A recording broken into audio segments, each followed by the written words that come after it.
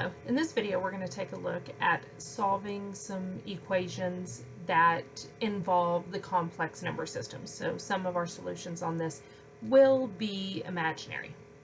So for our first example, we've got x squared plus 49 equals 0. Always try to factor these first, and it's going to really be important on one of the examples we're going to do in just a minute. X squared plus 49, however, does not factor because of that plus sign. It doesn't factor. So let's approach this using the square root property that we saw in quadratic equations. So we're going to move the 49 to the other side and then take the square root of both sides. Remember, when we take the square root, we have to put a plus or minus there. So the square root of x squared is equal to x, which could be positive or negative. And then we have a negative under the square root, so that means that we're going to have an I as part of our solution, and the square root of 49 is 7. And so our two solutions to this quadratic equation, remember anytime we have a degree 2, we're going to get two solutions, and so we get plus or minus 7i. All right, our next example, we've got 74x squared plus 1 equals 10x. First thing we need to do is get this in standard form, so let's go ahead and move that 10 over to the other side. Subtract 10x from both sides.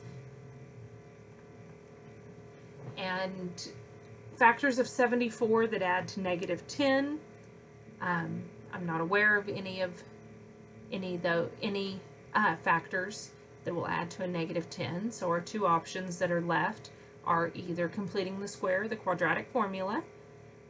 With that 74 out front, I don't really want to use completing the square, so let's go ahead and use the quadratic formula.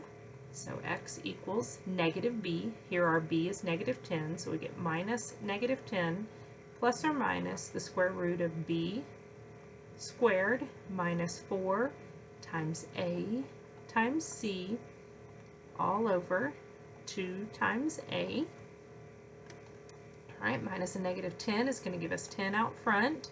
Underneath that square root, we're going to get negative 10 squared, which is 100, minus 4 times 74 times 1. And that is going to simplify to negative 196. And then 2 times 74 is 148. 196 is a perfect square. That negative underneath it means we're going to have an I, and then 196 is the square of 14. Let's go ahead and split this up. 10 over 148 plus or minus 14 over 148 I.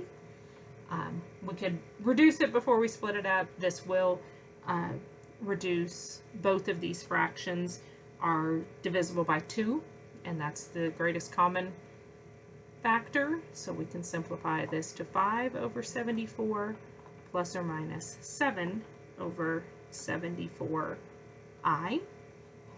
are our two solutions to that quadratic equation, the plus and the minus. All right, now let's do a cubic equation. So we've got x cubed minus 64 equals 0. If you just move that 64 over and take the cube root, you're only going to get one solution. And that one solution, we know that this is a cubic function, so it has 3 solutions. And so we will factor this first. X cubed minus 64, that's a difference of cubes. Remember, anytime you have something in the form of a cubed plus or minus b cubed, it's always going to factor to a with the same sign in between our a and our b. A squared with our opposite sign, ab, and then an always positive b squared. Sometimes students refer to it as the SOAP formula.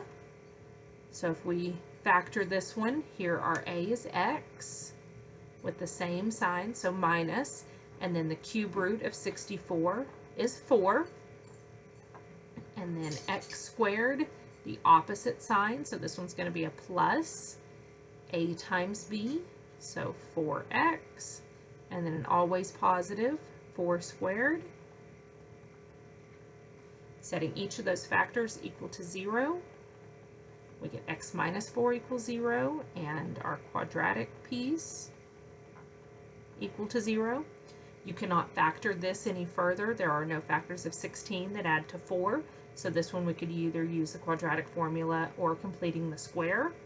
I'm going to go ahead and use completing the square just because this one's a pretty easy, nice one set up in order to do that, just to give you a little more practice. Let's move that 16 to the other side, put in some blanks so that we can complete that square. Remember, we're going to take half of our b value and then square it. So our b value here is 4. If we take half of that, we get 2. And then squaring that, we get 4. What we add to one side, we have to add to the other. When we factor that left-hand side, x squared plus 4x plus 4, we'll factor as x, the same sign that we have here, plus our value that we used, half of it and then squared it. And then on the right-hand side, negative 16 plus 4 is negative 12. And then finish solving this using the square root property. Take the square root of both sides. Don't forget your plus or minus. We get x plus 2 on the left. And then we get plus or minus. We've got a negative under there, so we know we're going to have an I. 12 is not a perfect square, but we do have a perfect square that goes into it. And so we can go ahead and pull that out. The square root of 4 is equal to 2. The 3 is still going to be underneath that square root. And then our last step is to get that x by itself by subtracting 2 from both sides. And we get negative 2 plus or minus 2i square root of 3. So our 3 solutions here are going to be our x equal 4, and then our negative 2 plus 2i square root of 3, and negative 2 minus 2i square root of 3. All right, I'll see you guys next time.